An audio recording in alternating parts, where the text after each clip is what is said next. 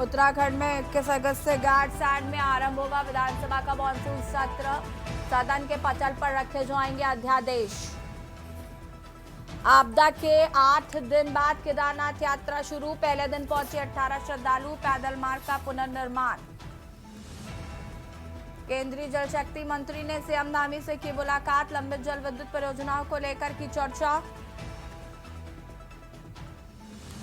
उत्तराखंड की 13 वीरांगनाओं को सम्मान। साहसिक और उत्कृष्ट कार्य के लिए तीलू रौतेली पुरस्कार से हुई सम्मानित। उत्तराखंड में बीजेपी का हर घर तिरंगा अभियान 11 से 15 अगस्त तक हर घर फहराएगा तिरंगा। बाइक रैली और पदयात्रा का होगा आयोजन। पहाड़ों से बड़े बड़े बोल्डरों का गिरना जारी। चमोली में लैंडस्लाइड का वीडियो वायरल। पहाड़ के दरकने से पत्थर गिरने का डरावना वीडियो। आप देख रहे हैं के न्यूज, खबरों का सारथी। नमस्कार, खबर उत्तराखंड में आप सभी का स्वागत है। मैं हूं आपके साथ ऋषि शुक्ला। बिजली के बढ़ते दामों को लेकर आज आम आदमी पार्टी के कार्यकर्ताओं ने राज्य सरकार के खिलाफ प्रदर्शन किया और सिटी मजिस्ट्रेट को ज्ञापन सौंपकर पंजाब दिल्ली की तर्ज पर निःशुल्क बिजली देने की मांग की है। आम आदमी पार्टी के कार्यकर्ताओं ने आरोप लगाया कि ऊर्जा प्रदेश होने के बावजूद भी यहाँ की जनता को महंगी बिजली दी जाती है।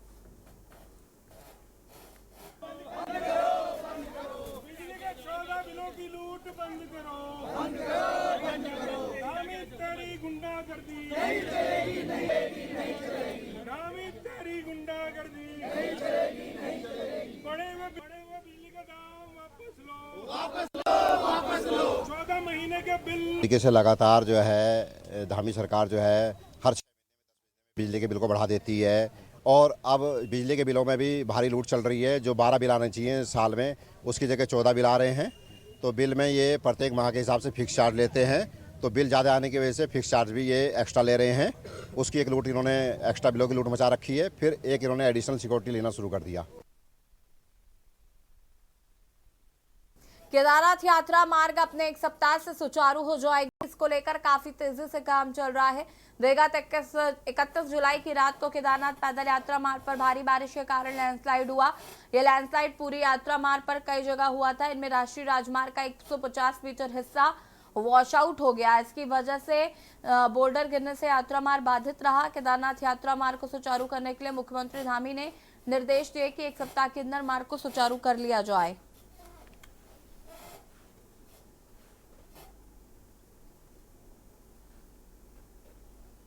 हुई थी रुद्रप्रयाग के क्षेत्र में, उसमें केदारनाथ धाम का जो रास्ता है, पैदल रास्ता भी और जो सोनप्रयाग से गौरीकुंड के बीच का रास्ता एनएच जो है वो भी काफ़ी क्षतिग्रस्त हुआ था। तो माननीय मुख्यमंत्री जी के निर्देश में हम लोग साइट पे भी गए थे, वहाँ पे पूरी टीम के साथ गए थे। उसमें 4 मेजर पोर्शन है जो डैमेज हुआ है और जो वॉश आउट हुआ है एक तरह से, और 150 मीटर का एक मेजर पोर्शन है जो एनएच का पोर्शन है, वो वहाँ से पूरी सड़क वॉश आउट हो गई है। और उसके बाद सोनप्रयाग से आगे जाके गौरीकुंड से पहले 2 और पोर्शन में वॉश आउट हुआ है। इसके अलावा जो पैदल रास्ता है जो गौरीकुंड से केदारनाथ धाम को जो जाता है, उसमें 29 जगह पे रोड खराब हुआ था, बंद हुआ था। तो उसको हम लोगों ने इमीडिएटली इस पर काम चालू कर दिया था और अभी कल के डेट तक हम लोग लगभग 20 के आसपास जो पैदल रास्ते पे थे ब्लॉकेज को क्लियर कर चुके हैं। और कांग्रेस के मेयर पति ने कनखल चौराहे पर भाजपा की बुद्धि शुद्धि के लिए यज्ञ किया। ऐसे में मेयर पति अशोक शर्मा ने कहा कि कॉरिडोर बनाने के चलते ज्वालापुर हरिद्वार की गलियों की नपाई हो रही है और अब भाजपा विधायक बोल रहे हैं कि कॉरिडोर नहीं है, हेरिटेज सिटी बनेगी और वो गंगा किनारे बनेगी। अगर गंगा किनारे बनेगी तो गलियों की नपाई क्यों की जा रही है? इसलिए उनकी बुद्धि शुद्धि के लिए यज्ञ किया जा रहा है।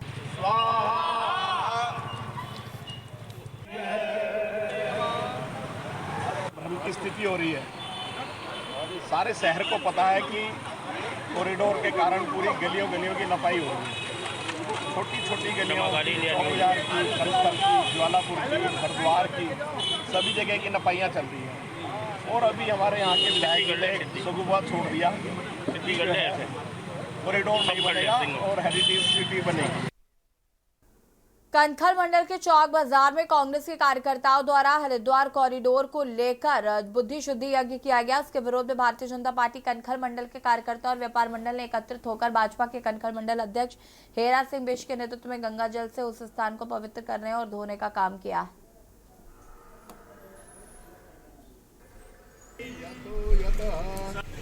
पंजीकरण के इस कार्यक्रम में भारतीय जनता पार्टी के बहुत ही वरिष्ठ नेता बड़े भाई विकास तिवारी जी, कनखल व्यापार मंडल के हमारे अध्यक्ष आदरणीय जिक्की भाई और भारतीय जनता पार्टी के कनखल मंडल के समस्त कार्यकर्ता यहाँ एकजुट हुए हैं। जिस प्रकार आज कांग्रेस के लोगों ने भय और झूठ का माहौल जो कनखल मंडल ने बनाया है, उसके खिलाफ हम सब लोग यहाँ इकट्ठे हुए हैं।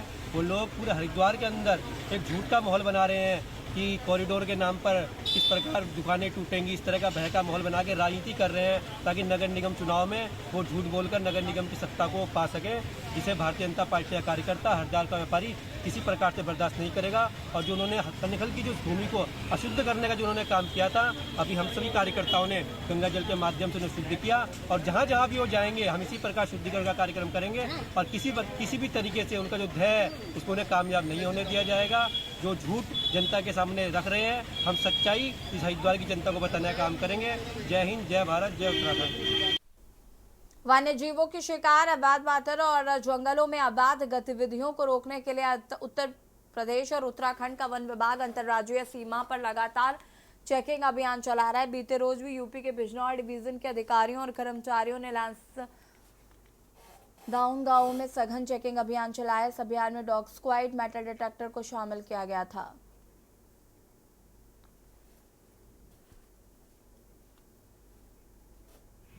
जो गश्ती टीम है वो प्रतिदिन 1000 किलोमीटर तक गश्त कर रही है।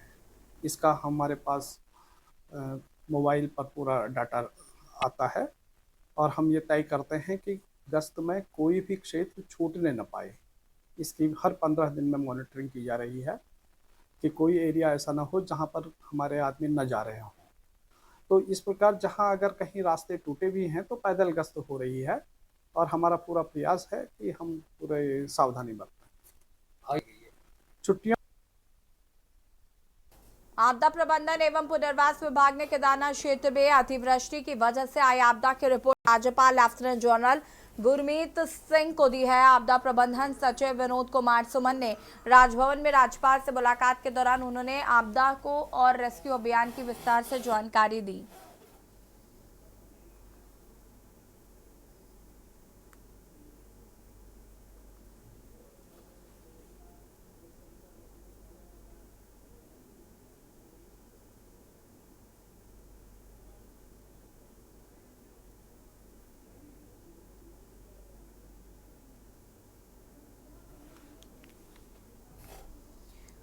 खबर अक्सर से जहां सामुदायिक स्वास्थ्य केंद्र पर आयुष्मान आरोग्य शिविर लगाया गया, जिसमें मरीजों का आयुष्मान पर निःशुल्क जांच और दवाई वितरित की गई। शिविर में पहुंचे 240 मरीजों की जांच की गई। नेत्र और बाल रोग विशेषज्ञ, स्त्री रोग के साथ ही सामान्य रोगियों की जांच की गई।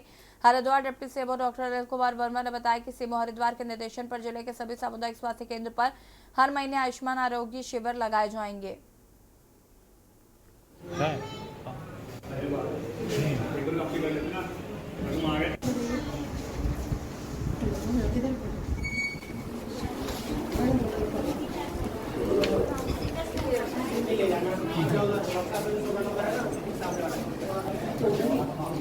एक तो ये कि हर महीने एक मेला लगेगा सामुदायिक स्वास्थ्य केंद्र लक्सर में, जाके उसमें सारे स्पेशलिस्ट होंगे, बाल रोग विशेषज्ञ, हड्डी रोग विशेषज्ञ, आई सर्जन भी होंगे, ईएनटी के भी होंगे। तो आज ये हमारा सीएससी लक्सर में सीएमओ साहब के निर्देशन में पहला कैंप है।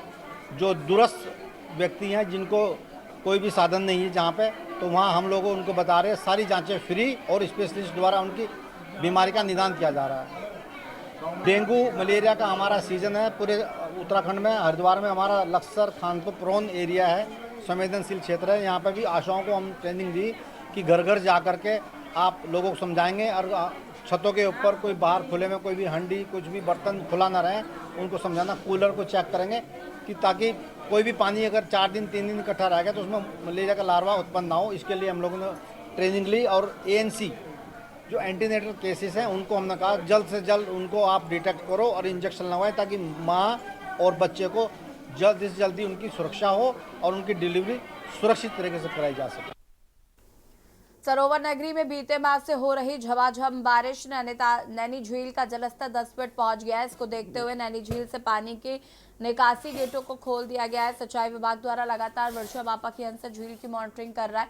सिंचाई विभाग के डीएस रावत ने बताया कि नगर में लगातार हो रही बारिश के कारण झील का जलस्तर 9 फीट 7 इंच हो गया है।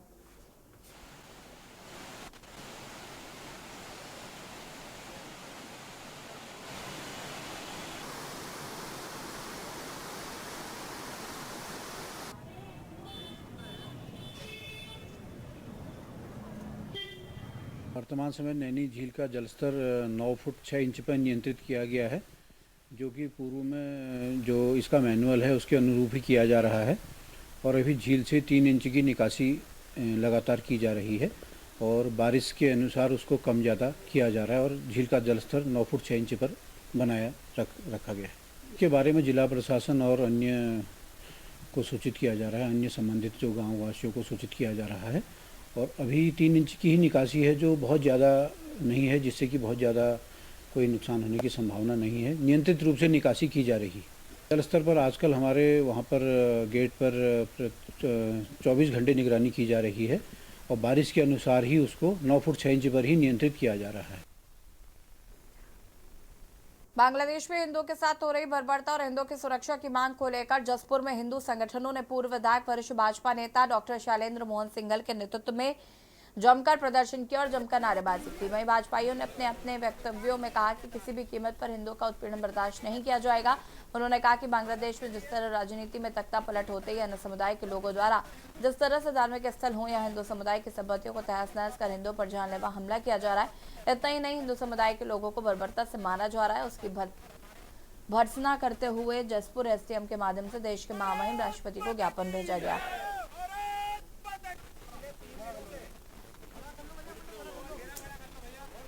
अभी हिंसा देखने को मिली, वहाँ पर सत्ता परिवर्तन हुआ, वो उनका आंतरिक मामला था।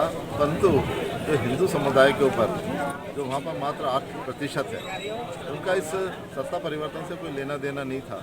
उसके बावजूद उनके ऊपर हमला किया जा रहा है, संपत्ति नष्ट की जा रही है, बहु बेटियों को निर्वस्त्र करके दौड़ाया जा रहा है और मंदिर तोड़े जा रहे हैं। तो बड़ा दुर्भाग्यपूर्ण वातावरण वहाँ पर बना हुआ है। तो हमारी यही मांग है कि भारत सरकार इसमें तुरंत इंटरवीन करे और जो वहाँ पर हिंदू समाज के लोग हैं, जो वहाँ पर रहने में असमर्थ हैं, अपने आप को असहाय महसूस कर रहे हैं, उनको एक सेफ पैसेज देकर भारत में उनको शरण दी है। मसूरी देहरादून विकास प्राधिकरण यानी कि एमडीडीए राजधानी देहरादून में 3 जगहों पर वाटर पार्क बना रहा है। 15 करोड़ की लागत से बनाए जा रहे वाटर पार्क का नजारा किसी खूबसूरत झील की तरह होगा। इसमें पर्वतीय निर्माण शैली का प्रयोग किया जाएगा। इससे इन पार्कों में सांस्कृतिक परंपराओं की झलक मिलेगी। खास बात यह होगी कि जहाँ एक और ये वाटर पार्क लोगों के लिए घूमने और टहलने का केंद्र बनेंगे, वहीं इससे भूजल रिचार्ज भी होगा, जो कि राजधानी में गिरते भूजल की समस्या को दूर करेगा।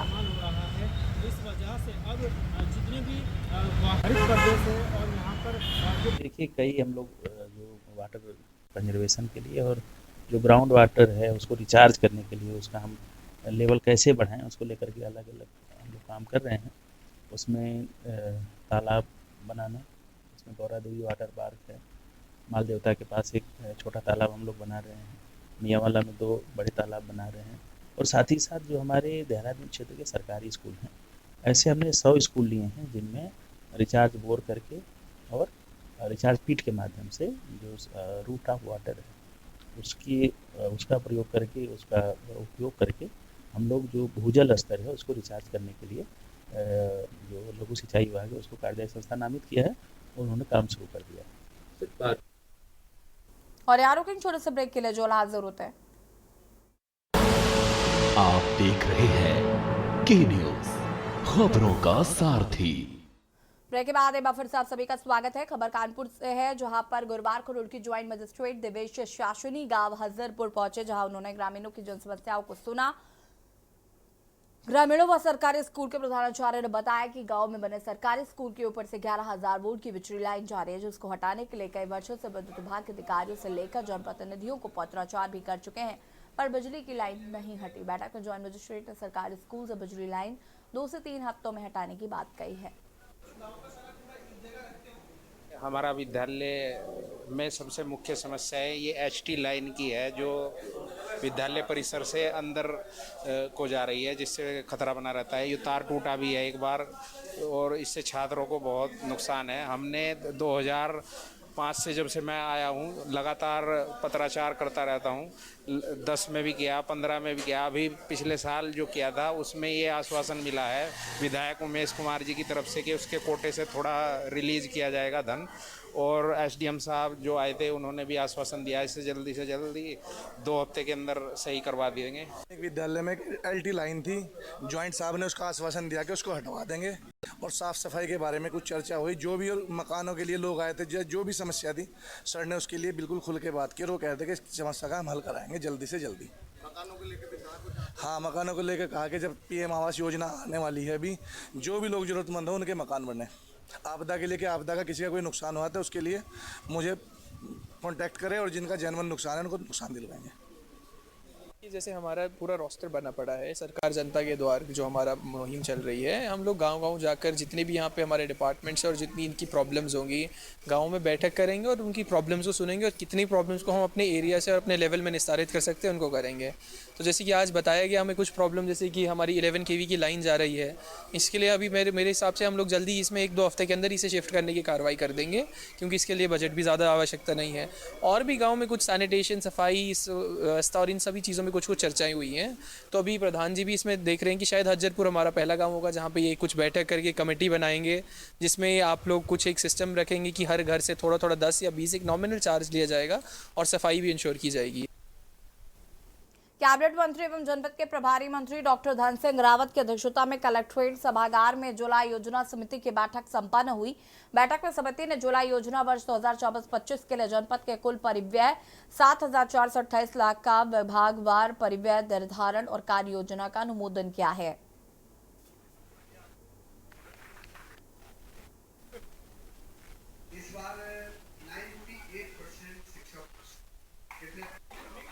देखिए, हम सभी टीचरों के प्रमोशन में जो भी दिक्कतें हैं वो उनको सॉर्ट आउट कर रहे हैं और मैं चाहता हूं कि सभी शिक्षकों के प्रमोशन निश्चित रूप से सरकार की प्राथमिकता भी क्या मन क्या करें। और पहली बार हमने काउंसलिंग के आधार पर टीचरों के ट्रांसफ़र किए हैं, उससे हमारे सारे शिक्षक साथी भी सरकार का धन्यवाद दे रहे हैं कि सरकार ने अच्छा निर्णय किया है। जहाँ तक वेलनेस सेंटर की बात है तो 1800 कुछ हमने वेलनेस सेंटर अपने प्रदेश में बना दिए हैं और भारत सरकार के जो मानक हैं उन पे ही हम सारी नीतियाँ कर रहे हैं। उत्तराखंड में निकाय चुनाव के मुद्दे पर सियासत थमने का नाम नहीं ले रही। दरअसल कोर्ट में 6 माह के भीतर निकाय चुनाव कराने की बात कहने के बावजूद राज्य सरकार अब तक निकाय चुनाव नहीं करा पाई। देखिए रिपोर्ट।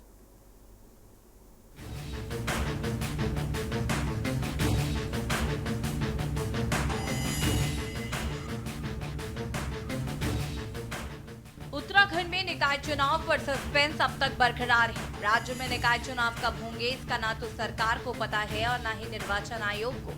वहीं निकाय चुनाव में लगातार हो रही देरी का मुद्दा एक बार फिर हाईकोर्ट पहुंच गया। नैनीताल हाईकोर्ट ने राज्य में समय पर निकाय चुनाव न कराए जाने को लेकर दायर जनहित याचिका पर सुनवाई की। जनहित याचिका में कहा गया कि पूर्व हुई सुनवाई के दौरान सचिव शहरी विकास ने कोर्ट में पेश होकर कहा था कि 6 महीने के भीतर राज्य में नगर निकायों का चुनाव करा लिया जाएगा, लेकिन अभी तक सरकार ने चुनाव नहीं कराए और प्रशासकों का कार्यकाल और बढ़ा दिया है। ये याचिका हमने म्यूनिसिपैलिटी के इलेक्शंस कराने के बाबत दाखिल की है। हमारा ये कहना है कि म्यूनिसिपैलिटी का 5 साल का जो टर्म है वो 2 दिसंबर 2023 में ख़त्म हो गया है। उससे पहले ही एक याचिका हाईकोर्ट में पहले दायर की गई थी मोहम्मद अनीस वर्सेस राज्य सरकार, और उसमें भी इलेक्शन कराने के लिए दायर की गई थी। तो उसमें जो था सरकार ने ये पक्ष लिया था कि हम 6 महीने के लिए एडमिनिस्ट्रेटर अपॉइंट कर रहे हैं और 6 महीने के अंदर हम इलेक्शन करा देंगे। उसकी बाबत एक अंडरटेकिंग भी राज्य सरकार ने 9 जनवरी 2024 में दी थी।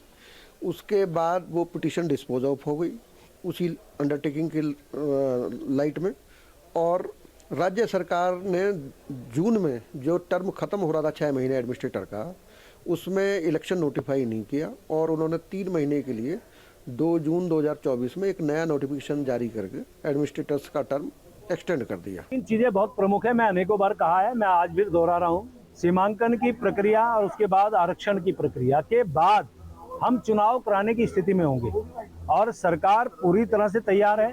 जैसे ही ये सीमांकन होगा और आरक्षण की जो स्थिति है वो क्लियर होगी, हम चुनाव कराएंगे। समझ से परे है कि ये कैसी प्रचंड बहुमत की सरकार है जो निर्णय लेने में ही अक्षम है। इतने समय से प्रशासन के पास है नगर निगम, और हालात आप देख रहे हैं, जल भराव की स्थिति से जो है जनता निपट रही है, विकास कार्य पूरे नहीं हो पाए, और अब निकाय चुनाव कराने में जिस तरह की हीला हवाली इनकी तरफ से की जा रही है वो बिल्कुल संविधान विरोधी है। और कहीं ना कहीं आप देखिए कि जैसे ही कार्यकाल समाप्त होने की तिथि नज़दीक आती है उसके 6 महीने पहले से ही नए चुनाव की प्रक्रिया शुरू हो जानी चाहिए थी, लेकिन पता नहीं कौन सी कुंभकर्ण की निद्रा में ये सरकार थी कि कार्यकाल जो है दिसंबर में पूरा हो गया और आज हम अगस्त महीने में खड़े हैं। अभी तक भी चुनाव प्रदेश में ना होना कहीं ना कहीं विकास कार्यों को प्रभावित करने वाला है।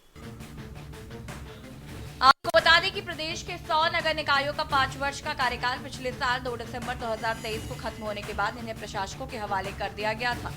इसके बाद भी धामी सरकार ने जून 2024 में 3 महीने के लिए प्रशासकों का कार्यकाल बढ़ा दिया था। वहीं एक बार फिर प्रशासकों का कार्यकाल सितंबर महीने में पूरा हो रहा है, लेकिन निकाय चुनाव को लेकर असमंजस अभी बरकरार है। वहीं राज्य निर्वाचन आयोग का कहना है कि वो निकाय चुनाव के लिए तैयार है। आयोग की ओर से संवेदनशील और अति संवेदनशील मतदेय स्थलों का चिन्हीकरण की कार्रवाई की जा रही है। साथ ही शासन स्तर पर आरक्षण की प्रक्रिया गतिमान है। शासन से आरक्षण की स्थिति प्राप्त होते ही राज्य निर्वाचन आयोग की ओर से निकाय चुनाव की अधिसूचना जारी की जाएगी। जो नगर निकाय चुनाव होने हैं उनमें से 93 नगर निकायों के लिए हम लोग अभी तक मतदाता सूचियों का अंतिम प्रकाशन हम कर चुके हैं 2/2/2024 को।